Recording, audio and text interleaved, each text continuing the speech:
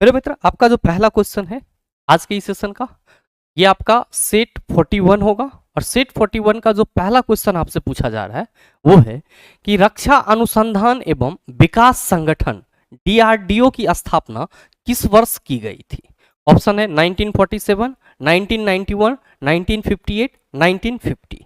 मेरे मित्र, आपसे सवाल करा जा रहा है कि ये जो रक्षा अनुसंधान एवं विकास संगठन है, जिसको हम लोग शॉर्ट फॉर्म में DRDO कहते हैं, और इसी को इंग्लिश में क्या बोला जाता है, defence research and development organisation. और आप सभी ध्यान में रखेंगे कि DRDO की स्थापना कब की गई है, सर 1958 में की गई है। और मेरे मित्र, आप सभी ये भी ध्यान में रखना कि ये जो रक्षा अनुसंधान और विकास संगठन है, इसका मेनली कार्य क्या होता है, तो इसका मेनली कार्य होता है सशस्त्र बलों के लिए रक्षा प्रौद्योगिक प्रणाली को विकसित करना। यानी कि जितने भी सशस्त्र बल होते हैं उसमें जो भी डिफेंस के लिए टेक्नोलॉजी चाहिए उसको डेवलप कौन करेगा, सर DRDO, जिसका फुल फॉर्म होता है defence research and development organisation, जिसकी स्थापना कब हुई, आप सभी याद रखेंगे 1958 में हुई। अगला क्वेश्चन आपसे ये पूछा जा रहा है कि किस सुपरसोनिक क्रूज मिसाइल का नाम भारतीय नदी ब्रह्मपुत्र और रूसी नदी मॉस्कोवा के नाम पर रखा गया है। ध्यान दीजिएगा कि यहां से आपको दो चीजें क्लियर हो रही है। पहला चीज तो आपसे यह पूछा जा रहा है कि किस सुपरसोनिक क्रूज मिसाइल, तो आपसे सवाल पूछा जा सकता है कि निम्नलिखित में से कौन सा सुपरसोनिक क्रूज मिसाइल है। तो आप सभी याद रखेंगे कि यहां पे जो ब्रह्मोस की बात की जा रही है, ये क्या हमारा सुपरसोनिक क्रूज मिसाइल है। और साथ ही मेरे मित्र, आप सभी ध्यान में रखना कि इसका नाम भारतीय नदी ब्रह्मपुत्र से ब्रह्म और जो मॉस्कोवा आपका रूसी नदी है, इससे मॉस लिया गया है और दोनों मिलके क्या बना है, ब्रह्मोस। और सही आंसर क्या होगा, सर ऑप्शन नंबर ए हो जाएगा। तो जब भी सवाल करा जाए कि ऐसा कौन सा सुपरसोनिक क्रूज मिसाइल है जिसका नाम भारतीय नदी ब्रह्मपुत्र और रूसी नदी मॉस्कोवा के नाम पे रखा गया है, आप सभी किसको टिक करेंगे, सर ब्रह्मोस को टिक करेंगे। अगला क्वेश्चन सर, क्वेश्चन नंबर 3 आपसे पूछा जा रहा है कि किन कार्बनिक यौगिकों के नाम में प्रत्यय अल जुड़ा हुआ रहता है। पहला है अल्कलीन, दूसरा है एल्डिहाइड, तीसरा है एल्काइन और चौथा है आपका अल्कोहल। मेरे मित्र, आप सभी ध्यान में रखना कि यहां पे जो कार्बनिक यौगिक की बात की जा रही है, बेसिकली कार्बनिक यौगिक हम लोग किसको बोलते हैं, तो आप सभी कहते हैं सर जो कार्बन के यौगिक होते हैं, जो कार्बन के यौगिक होते हैं उसको हम लोग क्या कहते हैं, कार्बनिक यौगिक कहते हैं। और इसको हम लोग जनरली क्या कहते हैं सर, ये मूल रूप से हाइड्रोकार्बन होते हैं, यानी कि हाइड्रोजन और कार्बन के जो यौगिक होते हैं उसी को हम लोग कार्बनिक यौगिक के रूप में देखते हैं। आप सबों को मालूम है कि कार्बनिक यौगिक को हम लोग 3 कैटेगरीज में डिवाइड करते हैं, एल्केन, एल्कीन और एल्काइन। अब ध्यान में रखेंगे कि ये जो बंटवारा है ये संतृप्तता और असंतृप्तता के आधार पर है। अगर हम लोग संतृप्त कार्बनिक यौगिक की बात करते हैं तो उसके एग्जाम्पल के रूप में एल्केन को देखते हैं, और अगर असंतृप्त की बात करते हैं तो एल्कीन और एल्काइन की बात करते हैं। अब मेरे मित्र, आपके पास कुछ ऐसे भी कार्बनिक यौगिक होते हैं जो अलग अलग ग्रुप से बिलोंग करते हैं और उसका फंक्शनल ग्रुप यानी कि क्रियात्मक समूह अलग अलग होता है। जैसे कि अगर हम लोग बात करते हैं कीटोन की, अल्कोहल की, एल्डिहाइड की, ईथर की, इन सभी के लिए क्या होता है सर, अलग अलग फंक्शनल ग्रुप होते हैं, क्रियात्मक समूह होते हैं।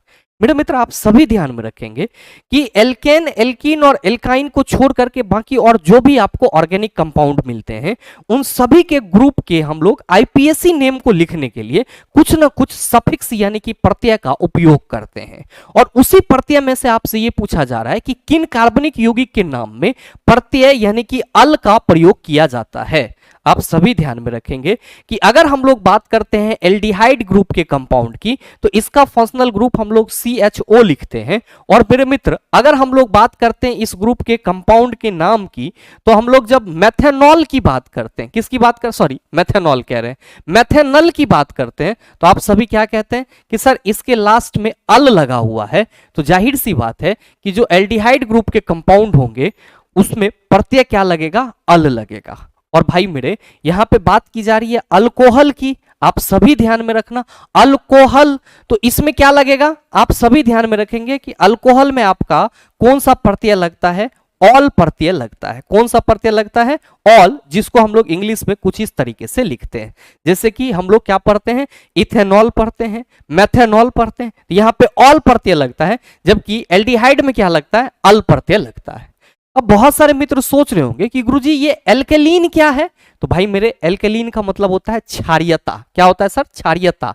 और आप सभी को मालूम है कि अगर किसी बिलियन में क्षार की मात्रा ज्यादा होगी तो वो हमारा क्या होगा? एल्केलीन बिलियन होगा, एल्केलीन सॉल्यूशन होगा। यहाँ पे एल्केलीन को आप किसी ऑर्गेनिक कंपाउंड के साथ मत जोड़िएगा, इस एल्केलीन को हम लोग इस तरीके से लिखेंगे, जिसका मतलब क्या होता है सर? क्षारीयता होता है। और एल्केलीन सॉल्यूशन आप लोगों ने कई बार केमिस्ट्री में पढ़ा होगा। लेकिन यहां पे जो एल्काइन की बात की जा रही है, ये आपका असंतृप्त कार्बन है, सॉरी असंतृप्त कार्बनिक यौगिक है, जिसमें कार्बन और कार्बन के बीच में ट्रिपल बॉन्ड होता है। और मेरे मित्र जो एल्काइन है इसी को हम लोग क्या कहते हैं? तो सर एसिटिलीन भी कहते हैं। क्या कहते हैं? एसिटिलीन भी कहते हैं। तो ये चीज भी आप सभी ध्यान में रखना। नेक्स्ट है क्वेश्चन नंबर 4, आपसे पूछा जा रहा है कि शरीर में विलाई कहां पाया जाता है? मेरे भाई इसी विलाई को हम लोग इंग्लिश में विली कहते हैं और शुद्ध हिंदी में रसांकुर कहते हैं। और कहने की कोई जरूरत नहीं है, आप सबों को मालूम होगा कि जो रसांकुर होती है वो क्या है? तो सर फिंगर लाइक प्रोजेक्शन है, उंगली नुमा संरचना है। और ये कहां पाई जाती है? तो सर छोटी आंत में पाई जाती है। ये क्या करती है? तो सर भोजन के अवशोषण के लिए जो अवशोषक सतह होती है उसको बढ़ा देती है, जिससे कि भोजन का अवशोषण आसानी से हो पाए। तो जो क्वेश्चन करा जा रहा है कि शरीर में विलाई कहां पाया जाता है, आप सभी याद रखेंगे छोटी आंत यानी कि स्मॉल इंटेस्टाइन में पाया जाता है। छोटी आंत में और क्या होता है गुरुजी? यहीं पे भोजन का संपूर्ण पाचन होता है। ठीक है, पाचन आपके शरीर में मुख से ही स्टार्ट हो जाता है, यानी कि मुख गुहा से ही स्टार्ट हो जाता है। लेकिन संपूर्ण पाचन कहां पे होता है? तो सर छोटी आंत में जाकर के होता है। मेरे मित्र आप सभी के मन में आ रहा होगा कि गुरुजी फिर बड़ी आंत का कार्य क्या होता है? तो मेरे मित्र बड़ी आंत में जो भोजन पच नहीं पाता है, जिसको हम लोग अनपचा भोजन कहते हैं, वो जाकर के स्टोर हो जाता है। और यहां पे उस अनपचे भोजन से जल और लवण का अवशोषण किया जाता है और फिर उस वेस्टेज मटेरियल को टाइम टू टाइम हमारे बॉडी के बायोलॉजिकल प्रोसेस के थ्रू क्या होता है सर? बॉडी से बाहर निकाल दिया जाता है। तो छोटी आंत में बेसिकली अनपचा भोजन आकर के स्टोर होता है, जहां से जल को अवशोषित कर लिया जाता है। ये चीज आप सभी ध्यान में रखना।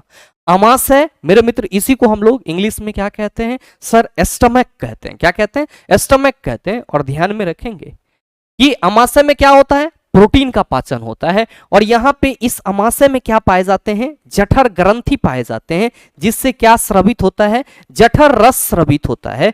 और भाई मेरे इसी जठर रस में आपका कौन होता है? तो सर जी HCl होता है और साथ ही साथ निष्क्रिय पेप्सिनोजोन होता है। और मेरे मित्र जब HCl निष्क्रिय पेप्सिनोजोन के साथ ऐड होता है तब ये एक्टिव पेप्सिन में बदल जाता है, जो प्रोटीन के पाचन में मदद करता है। यकृत आपके शरीर की सबसे बड़ी ग्रंथि मानी जाती है। जब भी सवाल करा जाए कि शरीर की सबसे बड़ी ग्रंथि, आप कहोगे यकृत। क्या करता है? आप सभी याद रखेंगे कि यकृत यानी कि लीवर जो है ये बाइल जूस बोले तो पित्त रस का स्रवण करता है। क्या करता है? बाइल जूस यानी कि पित्त रस का स्रवण करता है। और इस बाइल जूस का संचयन पित्ताशय यानी कि गोल ब्लैडर में होता है। अगला क्वेश्चन देखिएगा, क्वेश्चन नंबर 5 आपसे पूछा जा रहा है कि जीवों के वर्गीकरण का कौन सा स्तर कुल और जाति के बीच आता है? मेरे मित्र यहां पे आपसे सवाल ये करा जा रहा है कि ये जो 4 ऑप्शन दिए गए हैं इसमें से कौन सा ऐसा लेवल है जो जीवों के वर्गीकरण में कुल और जाति के बीच आता है? आप कहेंगे सर ये क्या मतलब हुआ? तो मेरे मित्र इस दुनिया में जितने भी जीव हैं या हम लोग जो जंतुओं की बात करते हैं उसको अगर मुख्य रूप से कैटेगराइज करा जाए, आरएच विटकर के 5 जगत प्रणाली से पहले अगर चीजों को समझा जाए तो हम लोग सभी जंतु को क्या करते हैं? तो सर बेसिक रूप से ऐसे तो हम लोग 7-8 ग्रुप में बांटते हैं, लेकिन जो एक बेसिक है, जो स्टैंडर्ड आप सबों को याद रखना चाहिए वो क्या है? तो सर 5 अलग अलग क्लासिफिकेशन है।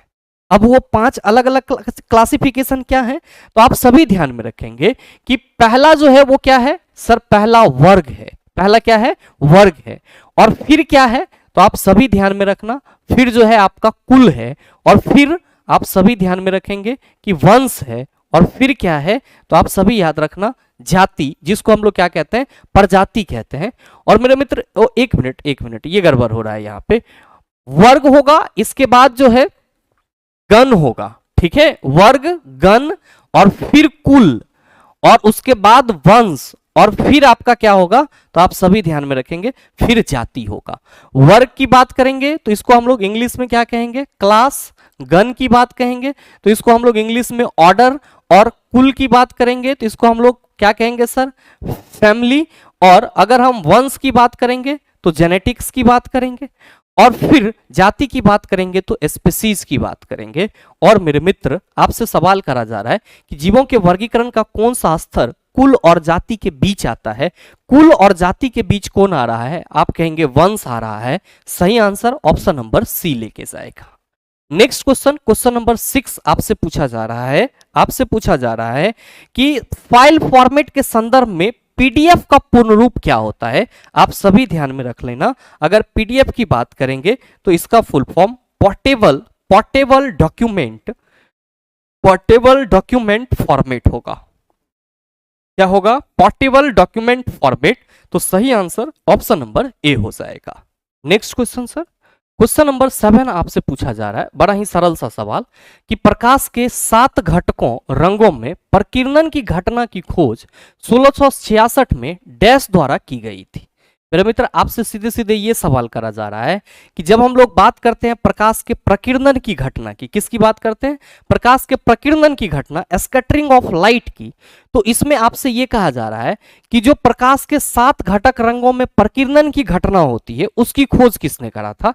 आप सभी ध्यान में रखेंगे, न्यूटन साहब ने इसकी खोज करी थी। तो सही आंसर ऑप्शन नंबर सी हो जाएगा। हेनरी मोसले की बात करेंगे तो आप सभी ध्यान में रखना कि जो आपका आधुनिक आवर्त सारणी है, बोले तो मॉडर्न पीटी की अगर बात की जाएगी, मॉडर्न पीटी की बात की जाएगी तो इसकी खोज किसने करा था, या इसको किसने बनाया, हेनरी मोसले ने बनाया। और ये जो मॉडर्न पीटी है यानी कि आधुनिक आवर्त सारणी है, ये किस चीज पे आधारित है, ध्यान में रखेंगे, परमाणु संख्या पे आधारित है। किस पे आधारित है, परमाणु संख्या पे आधारित है। और नेक्स्ट मेरे मित्र, मेंडलीफ, तो इन्होंने सर्वप्रथम आवर्त सारणी का निर्माण करा था। मेंडलीफ ने क्या करा था, सर्वप्रथम पीटी का निर्माण करा था, यानी कि सबसे पहले आवर्त सारणी की खोज आप कहेंगे मेंडलीफ ने करा। और इसकी जो आवर्त सारणी का आधार था वो क्या था, आप सभी ध्यान में रखना, परमाणु द्रव्यमान। क्या, परमाणु द्रव्यमान। आर्किमिडीज, आप कहेंगे सर सापेक्षता की सिद्धांत की बात करेंगे, सॉरी आर्किमिडीज प्रिंसिपल, यहां पे उत्प्लावन बल की बात करेंगे तो हम लोग किसका नाम लेंगे सर, आर्किमिडीज का नाम लेंगे। और सापेक्षता की सिद्धांत की बात करेंगे तो आइंस्टीन का नाम लेंगे। तो ये चीजें आप सभी ध्यान में रखेंगे। नेक्स्ट क्वेश्चन नंबर 8 आपसे पूछा जा रहा है कि निम्नलिखित में से किस विश्वविद्यालय ने प्रथम इलेक्ट्रॉनिक कंप्यूटर को डिजाइन एवं निर्मित किया था। आप सभी ध्यान में रखना, पेनिसिल्वेनिया विश्वविद्यालय ने सबसे पहले इलेक्ट्रॉनिक कंप्यूटर को डिजाइन और निर्मित किया था। और सबसे पहले जो आपका इलेक्ट्रॉनिक कंप्यूटर डिजाइन और निर्मित हुआ था उसका नाम क्या था, तो सर ENIAC नाम था। क्या था, ENIAC। तो ये चीजें ध्यान में रखिएगा, स्टैटिक जीके में बहुत ही इंपॉर्टेंट है। साथ ही अगला क्वेश्चन आपसे कहा जा रहा है कि मलेरिया रोधी दवा क्विनीन इनमें से किस पौधे से प्राप्त होता है। आप कहेंगे कुनैन के छाल से। तो सही आंसर ऑप्शन नंबर ए हो जाएगा। अगला है क्वेश्चन नंबर 10 आपसे पूछा जा रहा है कि निम्नलिखित में से कौन सा वन्य जीव अभयारण्य गोवा में स्थित है। आप सभी ध्यान में रखना कि भगवान महावीर वन्य जीव अभयारण्य जो है ये गोवा में स्थित है, जबकि डंडेली वन्य जीव अभयारण्य की बात करेंगे तो ये आपका कहां पे स्थित है, तो सर ये आपका कर्नाटक में स्थित है। कहां पे स्थित है, कर्नाटक में स्थित है। और मेरे मित्र अगर हम बात करेंगे चिनार वन्य जीव अभयारण्य की तो आप सभी ध्यान में रखना ये कहां पे स्थित है, केरल में स्थित है। और भाई मेरे अगर हम लोग बात करेंगे इंटरव्यू द्वीप वन्य जीव अभयारण्य की, ध्यान में रखिएगा इसका नाम ही है इंटरव्यू द्वीप वन्य जीव अभयारण्य। तो हम लोग इस द्वीप से अंडमान और निकोबार द्वीप समूह याद रखेंगे। और ये जो इंटरव्यू द्वीप वन्य जीव आपका अभयारण्य है ये कहां पाया जाएगा, ध्यान में रख लीजिएगा, अंडमान एवं निकोबार द्वीप समूह में। अंडमान एवं निकोबार द्वीप समूह में आपको कौन सा वन्य जीव अभयारण्य देखने को मिलेगा, आप कहेंगे इंटरव्यू द्वीप वन्य जीव अभयारण्य देखने को मिलेगा। चिनार कहेंगे केरल में, भगवान महावीर वन्य जीव अभयारण्य आप कहेंगे सर गोवा में, और डंडेली वन्य जीव अभयारण्य आप कहेंगे कर्नाटक में। Next question sir, question number 11 आपसे पूछा जा रहा है कि मंगल ग्रह के आंतरिक भाग के गहन अध्ययन के लिए नासा द्वारा निम्नलिखित में से किस मिशन की घोषणा की गई थी? आप सभी याद रखना, इनसाइट मिशन की घोषणा की गई थी। किस मिशन की? इनसाइट मिशन की। तो सही आंसर ऑप्शन नंबर सी हो जाएगा। और मेरे मित्र, अगर आपसे सवाल ये करा जाए कि सबसे पहला मंगल अभियान कौन सा था, तो आप सभी ध्यान में रखेंगे मंगलयान। एक्चुअली में ये जो मंगलयान या फिर हम इनसाइट मिशन या मिशन मंगल की बात करते हैं, ये सब के सब क्या है? मंगल ग्रह से जुड़ी हुई जानकारी को इकट्ठा करने के लिए या मंगल ग्रह के बारे में वैज्ञानिकों को और ज्यादा जानकारी हो, इसके लिए आपका एक तरह से कह सकते हो प्रोजेक्ट है। नेक्स्ट है क्वेश्चन नंबर 12 कि बार्क, जिसको हम लोग क्या कहते हैं? Bhabha atomic research centre, Mumbai के संस्थापक निदेशक कौन है? आप सभी कहेंगे sir Homi Jehangir Bhabha is the right answer of this question. ध्यान में रखिएगा, विक्रम साराभाई, इन्होंने क्या करा? VSS का निर्माण कराया, यानी कि जो आपका विक्रम साराभाई स्पेस सेंटर है उसका निर्माण कराया। सतीश धवन अंतरिक्ष केंद्र है, आप सभी समझ रहे हैं। नेक्स्ट है क्वेश्चन नंबर 13, आपसे पूछा जा रहा है निम्नलिखित में से कौन सी रसायन गैस ग्रीन हाउस प्रभाव उत्पन्न होने के लिए उत्तरदायी है? ऑप्शन है जलवाष्प O2 CFCS, NO2 O2 और SO2, NO2 CO2 और SO2, जलवाष्प CO2 और CFCS। क्या होगा इसका आंसर? बहुत सारे मित्र कंफ्यूज आ रहे होंगे कि गुरुजी ये ग्रीन हाउस गैस हमें याद नहीं होता है, जबकि मैंने कई बार बताया है। चला जी, जब भी ग्रीन हाउस गैस की बात की जाएगी ना, तो आप सभी एक ट्रिक याद रख लेना। क्या है ट्रिक भाई? तो आप सभी ध्यान में रख लेना, ओ मीना कल काजल लगाना। बहुत ही शानदार सा ट्रिक है। क्या है? ओ मीना कल काजल लगाना, काजल लगाना। अब ध्यान दीजिएगा यहां पे कि ओ से आप सभी याद रख लेना ओजोन, ओ से ओजोन। मीना के मी से आप सभी याद रख लेना मीथेन, मीथेन। और ना से आप सभी याद रख लेना nitrous oxide, nitrous oxide, nitrous oxide. और साथ में कल से आप सभी याद रख लेना क्लोरोफ्लोरोकार्बन, जिसको शॉर्ट फॉर्म में CFCS बोला जाता है। और काजल का यहां पे का से आप सभी याद रख लेना CO2 कार्बन डाइऑक्साइड। और जल से सर जल वाष्प याद रख लेना। अब लगाना को आप लोग यहां पे थोड़ा देर के लिए सर गोली मार दो, लगाए ना लगाए कोई मतलब नहीं है। ठीक है, हमारा काम यहां पे बन गया। जब भी हमें ग्रीन हाउस गैस कंफ्यूजन करेगा, हम क्या ट्रिक याद रखेंगे? ओ मीना कल काजल लगाना। ओ से ओजोन याद रखेंगे, मी से मीथेन, ना से नाइट्रस ऑक्साइड, कल से क्लोरोफ्लोरोकार्बन, का से कार्बन डाइऑक्साइड और जल से सर जलवाष्प याद रखेंगे। अब आप देख लीजिए कि इन सभी गैस में से कौन आपके गैस ऑप्शन में दिए हुए हैं।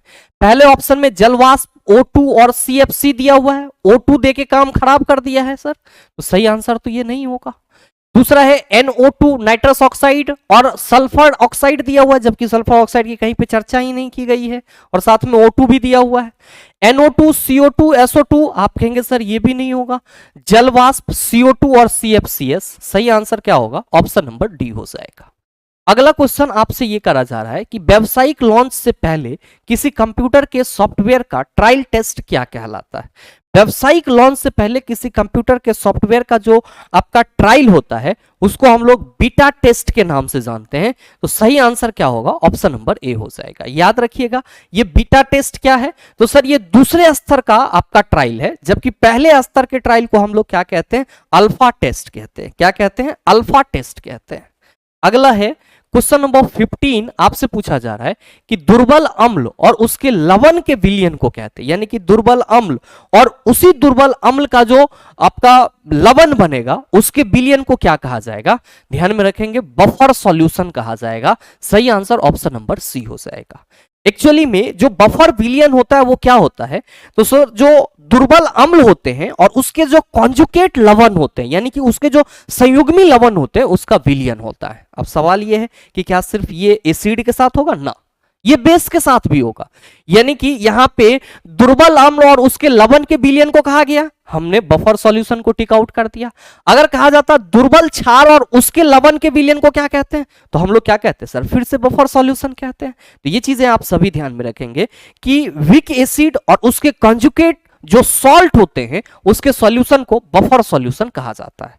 क्षारीय विलयन यानी कि जिसमें आपका बेस और वाटर हो, उदासीन विलयन जिसका पीएच वैल्यू क्या हो सर 7 हो, और प्रबल अम्ल विलयन तो सर पीएच वैल्यू क्या होगा सर 7 से बहुत ही कम होगा, जबकि क्षारीय विलयन पीएच वैल्यू 7 से ज्यादा होगा। नेक्स्ट है कि उस वर्णक का नाम बताइए जिसकी वजह से पौधे का रंग हरा होता है। बताओ, नहीं बता दोगे सर? ओके गुरुजी, क्लोरोफिल। अब कैरोटोनाइड आप सभी ध्यान में रखेंगे कि गाजर का जो रंग आपको दिखाई पड़ता है वो किसकी उपस्थिति के चलते? कैरोटोनाइड की उपस्थिति के चलते। बेसिकली ये फलों और सब्जियों में पीला या आप कह सकते हो नारंगी, इन सभी रंगों के लिए जिम्मेवार होता है। नेक्स्ट है सर क्वेश्चन नंबर 17 आपसे पूछा जा रहा है कि निम्नलिखित में से कौन सा मलेरिया परजीवी है? Malarial parasite. आप कहेंगे सर कई बार हम लोगों ने पढ़ा है, प्लाज्मोडियम को मलेरियल पैरासाइट बोला जाता है। सल्मोनेला टाइफाई, आप कहेंगे सर टाइफाइड होने के लिए काफी है। और ई कोलाई सर एक प्रकार का बैक्टीरिया है जो डायरिया वगैरह का कारण बनता है। नेक्स्ट क्वेश्चन नंबर 18, यदि किसी लेंस की फोकस दूरी 25 सेंटीमीटर है तो उस लेंस की क्षमता कितनी होगी? बताइए, ना बनेगा। आप कहेंगे कि गुरुजी अगर लेंस की फोकस दूरी मीटर में हो तो क्षमता हम लोग डायोप्टर में मापते हैं, और हम लोग कहते हैं कि गुरुजी ये P = 1/f होता है, यानी कि फोकस दूरी का व्युत्क्रम क्या होता है? लेंस की शक्ति। क्या कहोगे कि सर फोकस दूरी तो हमारा 25 सेंटीमीटर है, ये मीटर में कितना होगा? चला आप कहोगे 25 बटा सर जी 100 हो जाएगा, 25 बटा 100 मीटर।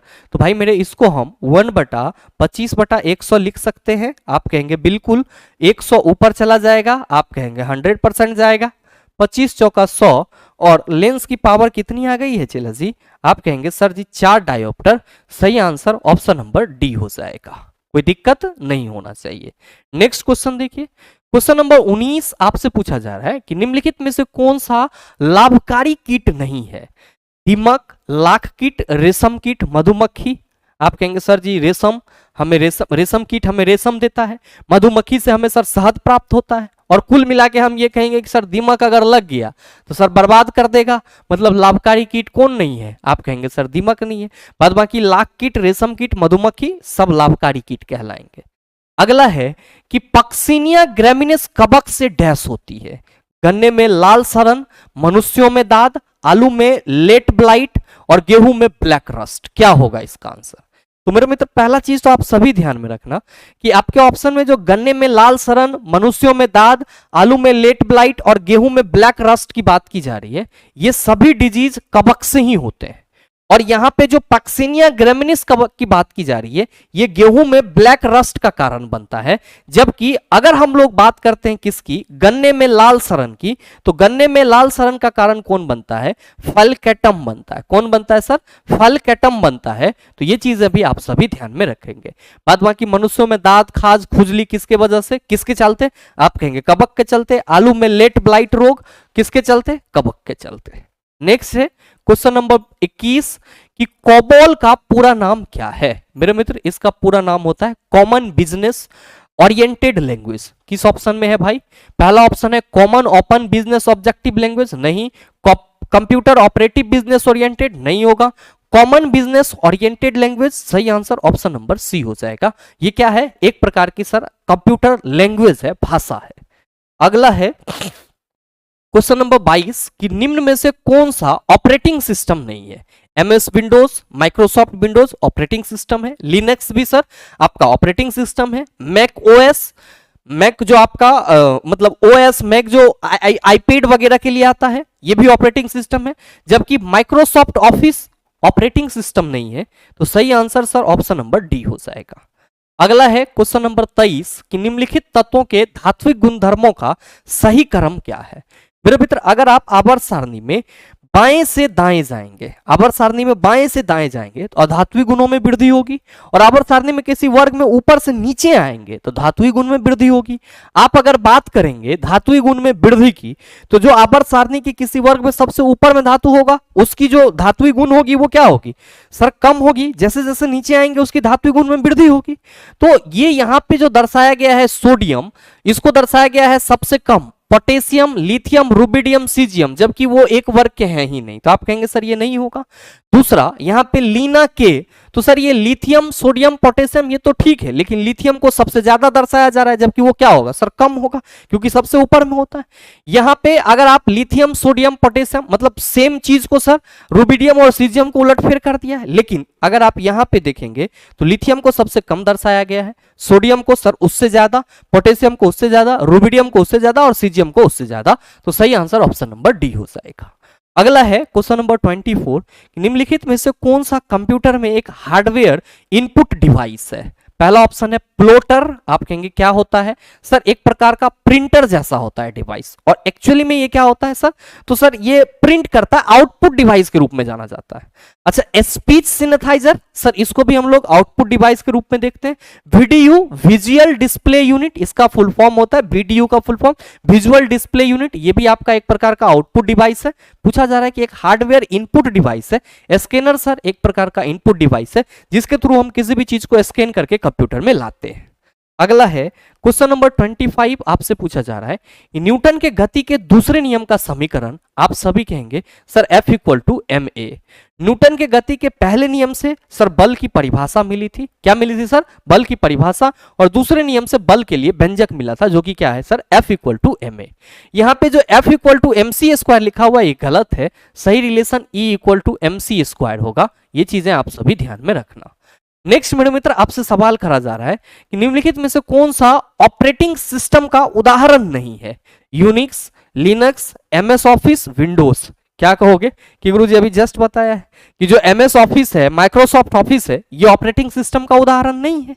नेक्स्ट क्वेश्चन नंबर 27, जिन पौधे में संवहन तंत्र नहीं होता है उसे डैश के तौर पे जाना जाता है, ब्रायोफाइटा के तौर पे जाना जाता है। अगर हम लोग पादपों के वर्गीकरण की बात करते हैं तो आप सभी कहते हैं कि गुरुजी जो प्लांट होते हैं, प्लांट किंगडम को हम लोग ब्रायोफाइटा, टेरिडोफाइटा, फिर जिम्नोस्पर्म, एंजियोस्पर्म, इन सभी ग्रुप में क्या करते हैं, कैटेगराइज करते हैं।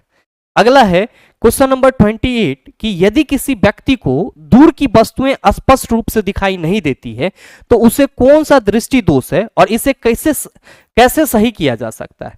निकट दृष्टि दोष उत्तल लेंस का उपयोग करके, निकट दृष्टि दोष अवतल लेंस का उपयोग करके, दूर दृष्टि दोष उत्तल लेंस का उपयोग करके, दूर दृष्टि दोष अवतल लेंस का उपयोग करके। क्वेश्चन में कहा जा रहा है कि किसी व्यक्ति को दूर की वस्तुएं स्पष्ट रूप से दिखाई नहीं पड़ती है, तो जाहिर सी बात है कि उसको नजदीक की वस्तुएं स्पष्ट रूप से दिखाई पड़ेगी। और आंखों का वैसा रोग जिसमें व्यक्ति को दूर की वस्तुएं स्पष्ट रूप से दिखाई नहीं पड़ती है और सर नजदीक की वस्तुएं स्पष्ट रूप से दिखाई पड़ती है, इसको हम लोग क्या कहते हैं, आप कहेंगे सर निकट दृष्टि दोष कहते हैं। और निकट दृष्टि दोष को हम लोग कैसे ठीक करते हैं, आप कहेंगे अवतल लेंस के द्वारा ठीक करते हैं।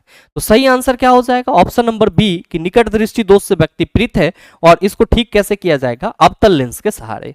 ध्यान में रखेंगे कि अगर यहीं पे क्वेश्चन रहता कि यदि किसी व्यक्ति को दूर की वस्तुएं साफ साफ दिखाई पड़ती है और उसे निकट का कुछ भी दिखाई नहीं पड़ता है, तो हम सभी क्या कहते हैं सर वो दूर दृष्टि दोष से पीड़ित है और उसके लिए उसे क्या किस चीज की जरूरत होगी, उत्तल लेंस की जरूरत होगी। तो एक्चुअली दूर दृष्टि दोष में हमें दूर की वस्तु दिखाई पड़ेगी लेकिन नजदीक की वस्तु नहीं दिखाई पड़ेगी। और निकट दृष्टि दोष में क्या होता है कि सर जो निकट की वस्तु है वो दिखाई पड़ेगी लेकिन दूर की वस्तु स्पष्ट रूप से दिखाई नहीं पड़ेगी। तो जहां पे भी दूर की वस्तु स्पष्ट रूप से दिखाई नहीं पड़ेगी हम लोग निकट दृष्टि दोष को प्रिफेयर करेंगे। और कई बार आप लोगों ने पढ़ा है निकट दृष्टि दोष के लिए अवतल लेंस, दूर दृष्टि दोष के लिए उत्तल लेंस। और साथ ही अगर हम लोग बात करते हैं प्रेस बायोपिया, जरा दूरदर्शिता, तो कहते हैं बाइफोकल लेंस का उपयोग किया जाता है। एस्टिग्मेटिज्म की बात करेंगे तो सिलिंड्रिकल लेंस यानी कि बेलनाकार लेंस का उपयोग करते हैं। अगला है क्वेश्चन नंबर 29 की एकल कोशिका वाले निषेचित अंडे को डैश कहा जाता है, अपरिपक्व भ्रूण, क्रोकाणु, परिपक्व भ्रूण, युग्मज। क्या होगा इसका आंसर। पहला चीज तो आप सभी ध्यान में रखेंगे कि जैसे ही निषेचित कहा गया है तो बात फर्टिलाइजेशन की जा रही है। और फर्टिलाइजेशन का मतलब क्या होता है, फर्टिलाइजेशन का मतलब होता है एग और स्पर्म का आपस में मिलना। चला ये एग और स्पर्म एक्चुअली में क्या कहलाते हैं, आप कहेंगे स्पर्म जो है वो मेल गैमेट कहलाता है जिसको हम लोग युग्मक कहते हैं, और एग जो है ये फीमेल गैमेट कहलाता है यानी कि इसको हम लोग मादा युग्मक बोलते हैं। और जब ये दोनों निषेचित होते हैं तो क्या बनते हैं सर, युग्मज बनते हैं। क्या बनते हैं, युग्मज, जिसको जाइगोट बोला जाता है। तो जो सवाल करा जा रहा है कि एकल कोशिका वाले निषेचित अंडे को डैश कहा जाता है, आप कहेंगे युग्मज कहा जाता है। सही आंसर ऑप्शन नंबर डी हो जाएगा। अगला है क्वेश्चन नंबर 30 कि जनवरी 2019 में किस संगठन ने रेडियोधर्मी पदार्थ के किसी हमले की स्थिति में तुरंत राहत प्रदान करने हेतु मोबाइल फैसिलिटी विकसित की? तो आप सभी ध्यान में रखना, डीआरडीओ ने यह व्यवस्था करी थी। अगला है क्वेश्चन नंबर 31 कि समस्थानिक ऐसे परमाणु होते हैं जिनका परमाणु क्रमांक और परमाणु द्रव्यमान समान होता है। आप कहेंगे गलत है। समस्थानिक ऐसे परमाणु होते हैं जिसकी परमाणु क्रमांक संख्या समान होती है और द्रव्यमान संख्या भिन्न भिन्न होती है। जैसे कार्बन 612 और कार्बन 614 की बात करते हैं तो परमाणु संख्या दोनों की समान है जबकि परमाणु द्रव्यमान भिन्न भिन्न है। हाइड्रोजन 1,1, हाइड्रोजन 1,2 और हाइड्रोजन 1,3 की बात करते हैं, प्रोटियम, ड्यूटेरियम और ट्राइटियम की बात करते हैं, तीनों की परमाणु संख्या समान है किंतु परमाणु द्रव्यमान भिन्न भिन्न है। तो आप सभी कहेंगे समस्थानिक वैसे परमाणु होंगे जिसकी परमाणु संख्या समान परंतु द्रव्यमान क्या होगा? भिन्न भिन्न होगा। तो सही आंसर आपका ऑप्शन नंबर बी हो जाएगा। इसी में लिखा हुआ है कि परमाणु क्रमांक समान होता है और परमाणु द्रव्यमान भिन्न भिन्न होता है। और मेरे मित्र आप सभी ध्यान में रखना कि अगर हम लोग बात करेंगे आर्गन 1840 और पोटेशियम 1940 और कैल्शियम 2040 की, तो आप सभी याद रखेंगे ये तीनों संभारिक होंगे। संभारिक का मतलब हो गया समान भार। वैसे परमाणु जिसकी परमाणु द्रव्यमान समान होती है किंतु परमाणु संख्या भिन्न भिन्न होती है, संभारिक यानी कि आइसोबार कहलाते हैं। अगला है क्वेश्चन नंबर 32 कि क्वाट्रो प्रो किस प्रकार का कंप्यूटर एप्लीकेशन सॉफ्टवेयर है? Word processing software, spreadsheet software, database software, desktop publishing software. Sir ये स्प्रेडशीट सॉफ्टवेयर है, ये चीजें ध्यान में रखिएगा। अगला है कि निम्नलिखित में से किसने भारत का 3 चरण वाला नाभिकीय शक्ति कार्यक्रम तैयार किया था? विक्रम साराभाई, शिवराम भोजे, होमी जहांगीर भाभा। तो आप सभी ध्यान में रखेंगे 3 चरण वाला जो नाभिकीय शक्ति कार्यक्रम था वो होमी जहांगीर भाभा के द्वारा क्या किया गया था? तैयार किया गया था। अगला क्वेश्चन नंबर 34 आपसे पूछा जा रहा है, इसरो ने 2017 में आंध्र प्रदेश के श्रीहरिकोटा अंतरिक्ष केंद्र से एकल रॉकेट से कितने उपग्रहों का प्रक्षेपण कर विश्व कीर्तिमान स्थापित किया था? सर 104 ग्रहों का प्रक्षेपण करके इसरो ने क्या किया था? तो सर वर्ल्ड रिकॉर्ड कायम करा था। अगला है आपका क्वेश्चन नंबर 35 आपसे पूछा जा रहा है कि इनमें से कौन सा भारतीय अनुसंधान स्टेशन अंटार्कटिका में नहीं है? हिमालय, भारती, दक्षिण गंगोत्री, मैत्री। ध्यान में रखिएगा हिमालय जो है वो अंटार्कटिक में नहीं है। अगला है क्वेश्चन नंबर 36 कि ईमेल पते india@solu.edu में इंडिया डैश है। आप सभी ध्यान में रखेंगे इंडिया यूजर नेम है, तो सही आंसर ऑप्शन नंबर ए हो जाएगा। अगला है क्वेश्चन नंबर 37 कि मानव आंख में मौजूद डैश अंडाकार स्थान सर्वोत्तम दृष्टि क्षेत्र होता है। सर आप सभी ध्यान में रखना कि ह्यूमन आई के रेटिना के पास में जो येलो स्पॉट होता है वो क्या होता है? सर्वोत्तम दृष्टि क्षेत्र होता है। तो सही आंसर क्या हो जाएगा? सर ऑप्शन नंबर ए हो जाएगा। आपके आई में येलो स्पॉट और ब्लाइंड स्पॉट दोनों होते हैं। येलो स्पॉट सर्वोत्तम दृष्टि वाला क्षेत्र कहलाता है जबकि ब्लाइंड स्पॉट जो होता है वो सर न्यूनतम दृष्टि वाला क्षेत्र कहलाता है। ये चीजें ध्यान में रखिएगा। नेक्स्ट क्वेश्चन नंबर 38 डैश विज्ञान की वह शाखा है जिसका उद्देश्य मानव जनसंख्या के आनुवांशिक गुणवत्ता में सुधार करना है। ध्यान में रखिएगा यूजेनिक्स। क्या है सर? यूजेनिक्स। तो सही आंसर ऑप्शन नंबर सी हो जाएगा। अगला क्वेश्चन नंबर 39 आम का वैज्ञानिक नाम। मेरे मित्र कई बार आप लोगों ने याद करा होगा मैग्नीफेरा इंडिका। तो सही आंसर ऑप्शन नंबर डी हो जाएगा। क्वेश्चन नंबर 40 कि प्रकाश को प्रिज्म से गुजारकर स्पेक्ट्रम प्राप्त करने वाले पहले व्यक्ति कौन थे? मेरे मित्र आप सभी ध्यान में रखेंगे कि प्रकाश 7 रंगों का मिश्रण है। इसके बारे में किसने बताया? न्यूटन ने बताया। प्रकाश के प्रकीर्णन की बात करते हैं तो हम लोग सभी किसका नाम लेते हैं? न्यूटन का नाम लेते हैं। अगर हम लोग ऑप्टिकल डिस्क की बात करते हैं न्यूटन का नाम लेते हैं। यहां पे जो सवाल करा जा रहा है कि प्रकाश के प्रिज्म से गुजारकर स्पेक्ट्रम प्राप्त करने वाले पहले व्यक्ति, आप कहेंगे सर आइजैक न्यूटन। अगला क्वेश्चन नंबर 41 आपसे पूछा जा रहा है कि निम्नलिखित में से कौन सा सॉफ्टवेयर एप्लीकेशन माइक्रोसॉफ्ट ऑफिस का हिस्सा नहीं है? एक्सेल तो हिस्सा है, पावर पॉइंट भी हिस्सा है, वर्ड भी हिस्सा है, लेकिन एक्रोबेट रीडर माइक्रोसॉफ्ट ऑफिस है उसका हिस्सा नहीं है। अगला क्वेश्चन नंबर 42 कि एल्युमिनियम के अयस्क को आप कहेंगे सर बॉक्साइट कहा जाता है। क्वेश्चन नंबर 43, वह प्रोग्राम जो आपके कंप्यूटर पर पृष्ठभूमि में चलता है और आपकी ब्राउजिंग आदतों की जानकारी आपके कंप्यूटर पर प्रोग्राम इंस्टॉल करने वाली कंपनी को भेजता रहता है, उसे इनमें से किसके रूप में परिभाषित किया जाता है? आप सभी ध्यान में रखेंगे, स्पाईवेयर के रूप में परिभाषित किया जाता है। नेक्स्ट क्वेश्चन नंबर 44 कि क्विनीन मलेरिया की एक आम दवा है जो डैश वृक्ष की छाल से प्राप्त की जाती है। फिर मित्र ये क्वेश्चन रिपीट क्यों हो रहे हैं?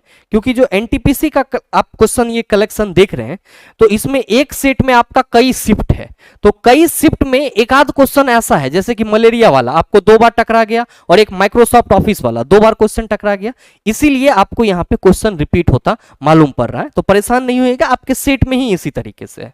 तो कहा जा रहा है कि क्विनीन मलेरिया की एक आम दवा है जो डैश वृक्ष की छाल से प्राप्त की जाती है। आप सभी क्या कहेंगे? सर कुनेन के वृक्ष की छाल से प्राप्त की जाती है। ध्यान में रखिएगा कि सेट 41 में आपका टोटल कितना क्वेश्चन था? टोटल 45 क्वेश्चन था। अब 45 क्वेश्चन जो है 45 नंबर वो किससे रिलेटेड था? संविधान से रिलेटेड था, तो हमने उसको स्किप कर दिया है। आपका टोटल 44 क्वेश्चन है, तो यहां तक आपका सेट 41 पूरा हो जाता है।